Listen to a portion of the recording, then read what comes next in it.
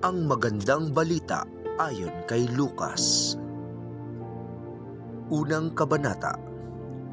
Paghahandog.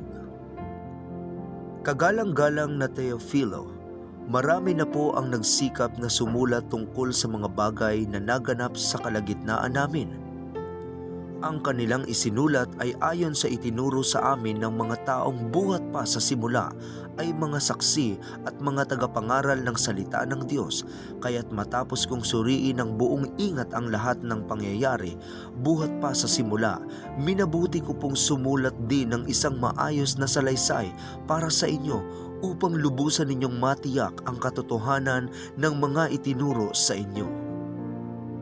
Ang pahayag tungkol sa pagsilang ni Juan na tagapagbautismo.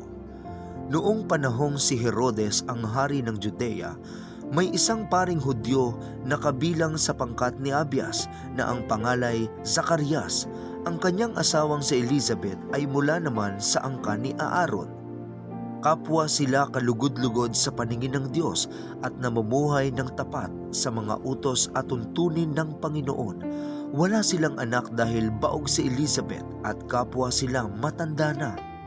Isang araw, nanunungkulan ng pangkat na kinabibilangan ni Zacarias at ginagampanan niya ang kanyang tungkulin sa harapan ng Diyos bilang isang pari. Nang sila'y magpalabunutan ayon sa kaugalian ng mga paring Hudyo, siya ang napiling magsunog ng insenso. Pumasok siya sa templo ng Panginoon sa oras ng pagsusunog ng insenso, habang nagkakatipo naman sa labas ang mga tao at nananalangin. Nagpakita sa kanya doon ang isang anghel ng Panginoon na nakatayo sa gawing kanan ng altar na sunugan ng insenso. Nasindak si Zacarias at natakot nang makita niya ito. Ngunit sinabi ng anghel sa kanya, "Huwag kang matakot, Zacarias.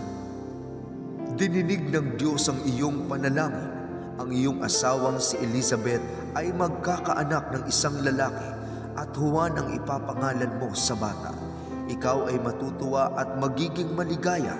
Marami ang magagalak sa kanyang pagsilang sapagkat siya'y magiging dakila sa paningin ng Panginoon. Hindi siya dapat uminom ng alak o anumang inuming nakakalasing. Sa sinapupunan pa lamang ng kanyang ina ay mapupuspos na siya ng Espiritu Santo.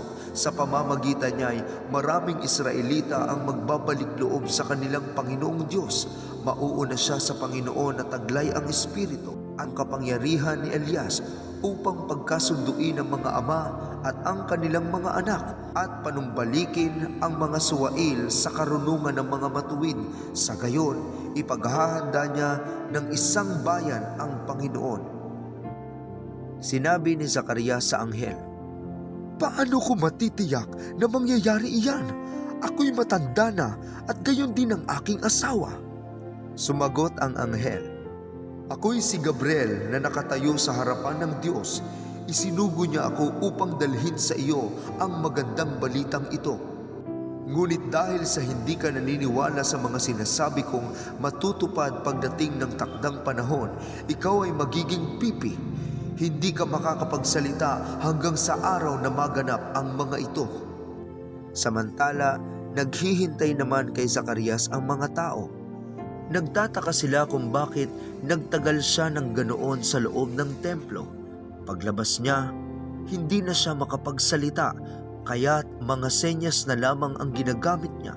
Napag-isip-isip ng mga tao na baka nakakita siya ng pangitain sa loob ng templo. Si Zacarias ay nanatiling pipi. Nang matapos na ang panahon ng kanyang paglilingkod ay umuwi na siya. Hindi nga nagtagal at naglihi si Elizabeth. Hindi ito lumabas ng bahay sa loob ng 5 buwan. Sinabi ni Elizabeth, "Ngayoy kinahabagan ako ng Panginoon. Ginawa niya ito upang alisin ang aking kahihiyan sa harap ng mga tao." Ipinahayag ang pagsilang ni Jesus.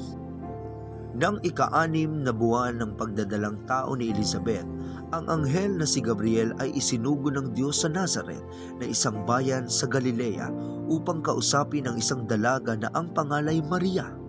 Siya ay nakatakda ng ikasal kay Jose, isang lalaking buhat sa angkan ni David. Lumapit ang anghel sa dalaga at binati ito. Magalak ka, ikaw ay lubos na kinalulugdan ng Diyos. Sumasa iyo ang Panginoon. Naguluhan si Maria sa sinabi ng anghel at inisip niyang mabuti kung ano ang kahulugan ng ganoong pagbati. Sinabi sa kanya ng anghel, "Huwag kang matakot, Maria, sapagkat naging kalugod-lugod ka sa Diyos. Makinig ka, ikaw ay maglilihi at manganganak ng isang sanggol na lalaki at siya'y papangalanan mong Jesus.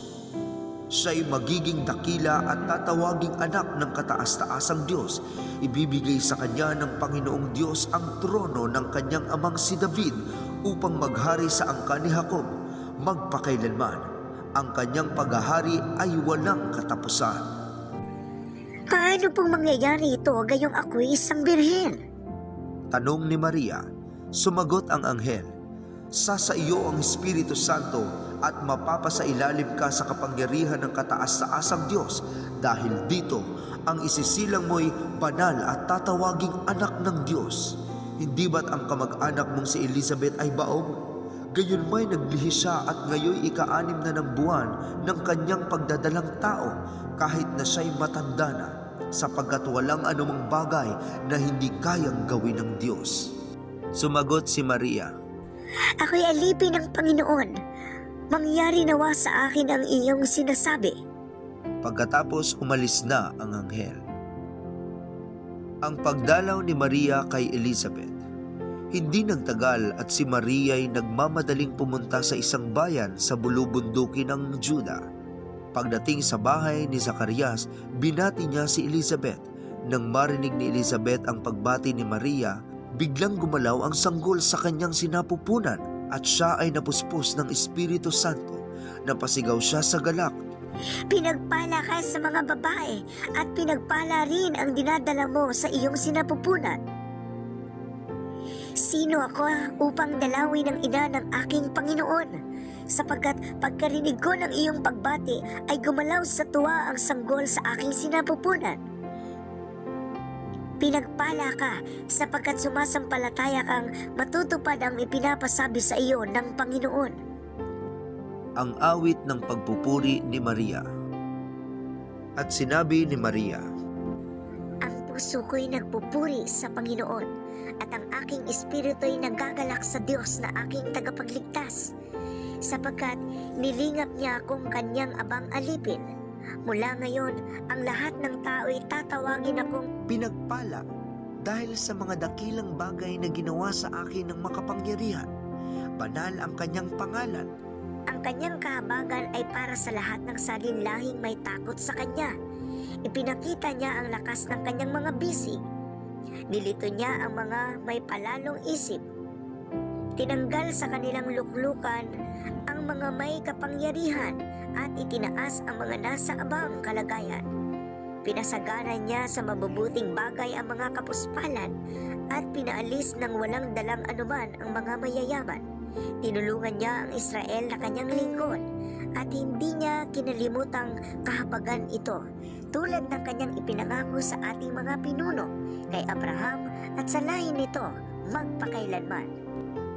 Nanatili si Maria kina Elizabeth ng may 3 buwan bago siya umuwi.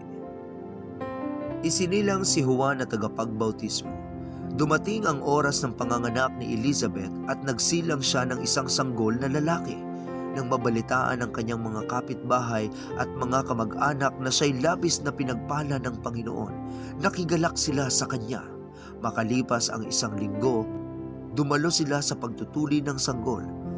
Zacarias sana ang itatawag nila sa bata gaya ng pangalan ng kanyang ama, ngunit sinabi ni Elizabeth, Hindi, Juan ang ipapangalan sa kanya. "Subalit wala naman kayong kamag-anak na may ganyang pangalan," tugon nila. Sinenyasan nila ang kanyang ama upang itanong kung ano ang ibig nitong itawag sa sanggol. Humingi si Zacarias ng masusulatan at ganito ang kanyang isinulat.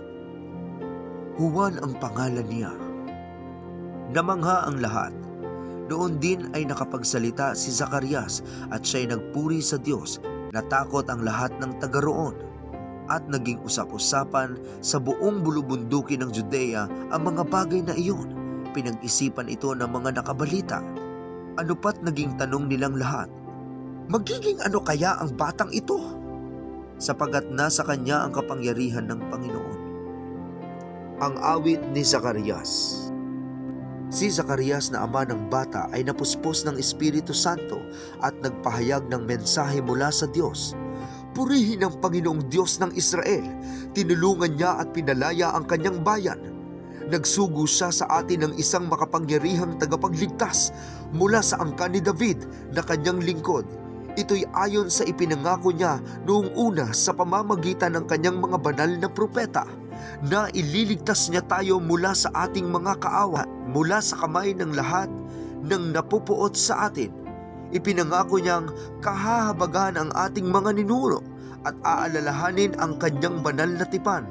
Iyan ang sumpang binitawan niya sa ating amang si Abraham na ililigtas niya tayo sa ating mga kaaway upang tayo'y makapaglingkod sa kanya ng walang takot at maging banal at matuwid sa kanyang paningin habang tayo'y nabubuhay. Ikaw, anak ko, ay tatawaging propeta ng kataas-taasang Diyos sapagkat mauuna ka sa Panginoon upang ihanda ang kanyang daraanan at upang ipaalam sa kanyang bayan ang kanilang kaligtasan, ang kapatawaran ng kanilang mga kasalanan.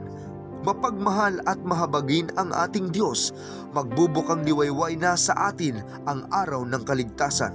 Tatanglawan niya ang mga nasa kadiliman at nasa lilim ng kamatayan at papatnubayan tayo sa daan ng kapayapaan. Lumaki ang bata at naging malakas ang kanyang espiritu. Siya'y nanirahan sa ilang hanggang sa araw na nakilala siya ng bansang Israel.